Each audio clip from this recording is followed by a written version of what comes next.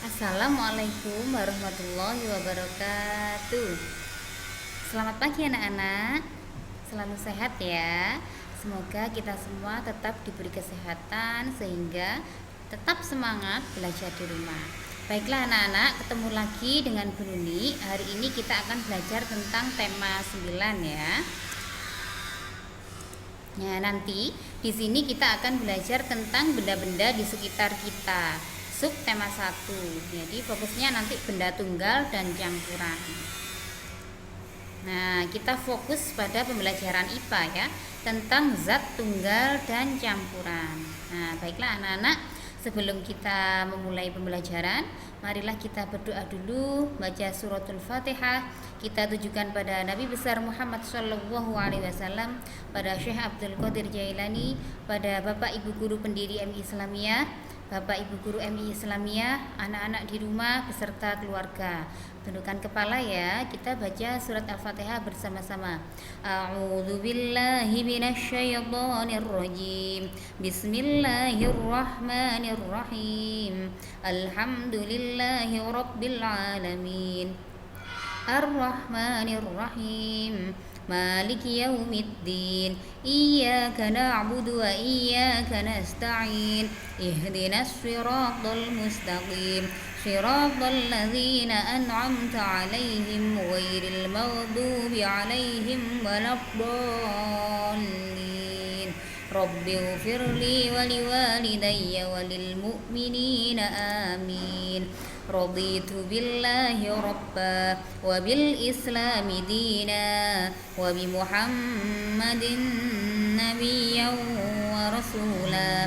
Rabbi zidni ilma warzuqni fahma waj'alni minas sholihin. Amin ya rabbal alamin. Nah, tujuan pembelajaran kita hari ini yaitu yang pertama adalah harapannya dengan nanti kita belajar hari ini dapat memahami tentang zat tunggal dan campuran. Sedangkan tujuan yang kedua dapat mengelompokkan materi dalam kehidupan sehari-hari berdasarkan komponen penyusunnya. Jadi dua tujuan itu ya. Nah, sebelum kita ke materi, coba amati dulu gambar berikut ini. Sudah diamati? Oke ya. Di situ ada gambar air, ada emas, gula dan garam ya. Nanti kita akan belajar tentang zat tunggal dan zat campuran. Mana yang zat tunggal, mana yang zat campuran. Nah, gambar berikutnya, nah di situ ada bermacam-macam minuman ya. Ada air putih, es teh, kopi, teh manis. Nah, harapannya dengan kita belajar zat tunggal dan zat campuran dapat mengidentifikasi atau mengelompokkan mana sih yang zat tunggal, mana zat campuran ya.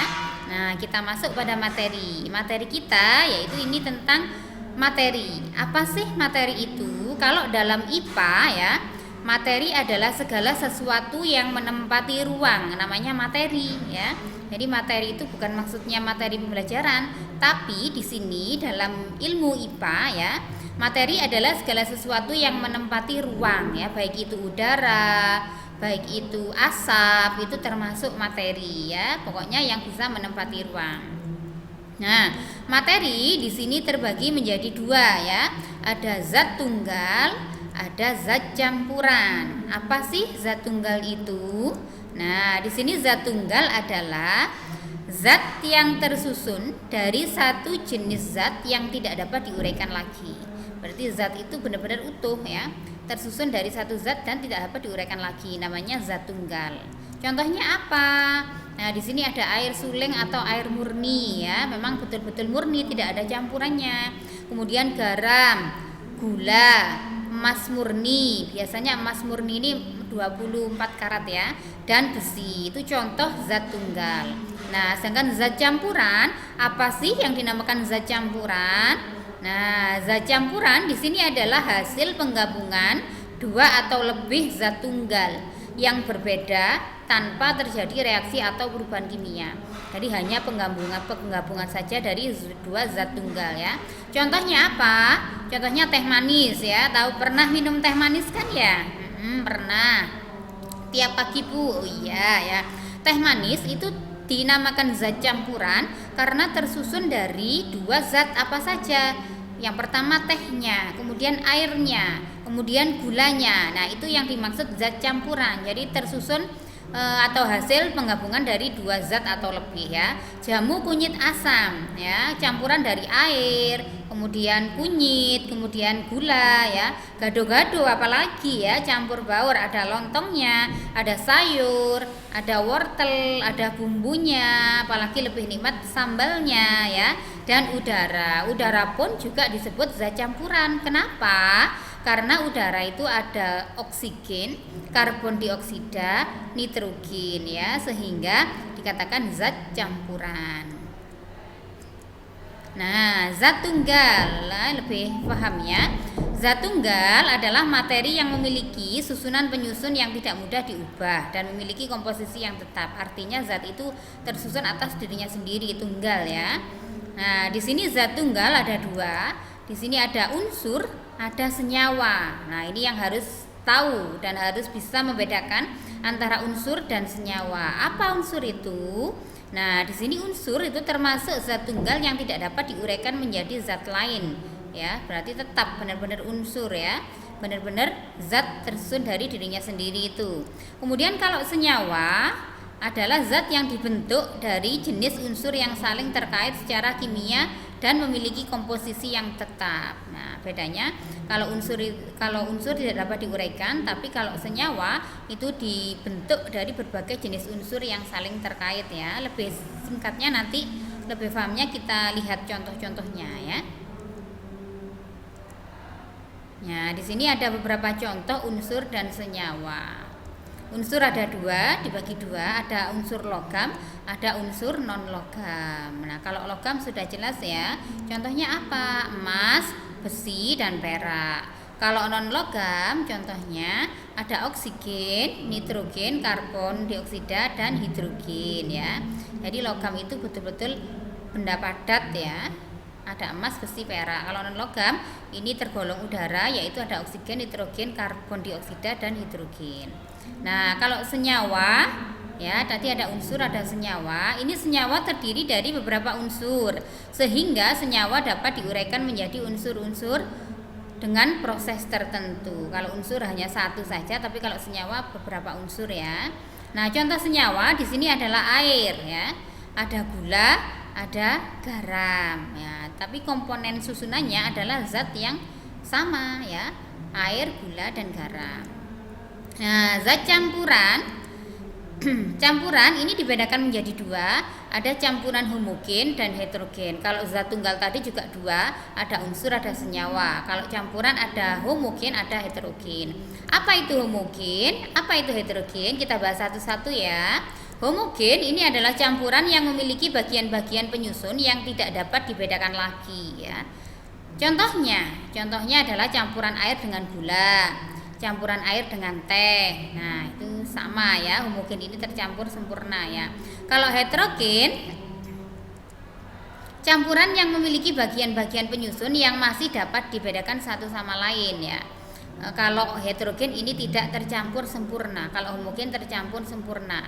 Contoh heterogen adalah campuran air dengan kopi. Kalau kita membuat kopi, maka lama-kelamaan kopinya itu akan mengendap ya, sehingga tetap masih bisa dibedakan. Itu kalau heterogen, tidak tercampur sempurna. Dan contoh lagi campuran dalam es buah, apalagi es buah ya. Kalau berbentuknya bukan jus ya, kalau jus itu termasuk homogen ya, karena tercampur sempurna. Tapi kalau es buah itu termasuk heterogen, tidak tercampur sempurna, masih kelihatan sendiri-sendiri zatnya ya. Nah, kesimpulannya ya, antara zat tunggal dan zat campuran kita lihat bagan di bawah ini. Nah, materi terbagi menjadi dua. Materi tadi apa? Iya, segala sesuatu yang menempati ruang. Dibagi dua, ada tunggal, ada campuran ya. Kemudian tunggal ini juga ada dua, ada unsur, ada senyawa. Kalau unsur itu zat tunggal yang tidak dapat dibagi lagi. Kalau senyawa zat tunggal yang terdiri dari beberapa unsur. Contoh unsur apa ya? Di sini ada oksigen, nitrogen, karbon, emas. Tadi kan ada unsur logam dan non logam ya. Jadi ini contohnya dijadikan satu. ada aluminium, tembaga, perak. Kemudian di zat tunggal ini contohnya ya, ada air, gula, garam ya, gula pasir, soda kue, asam cuka, air mineral, itu senyawa terdiri dari beberapa unsur.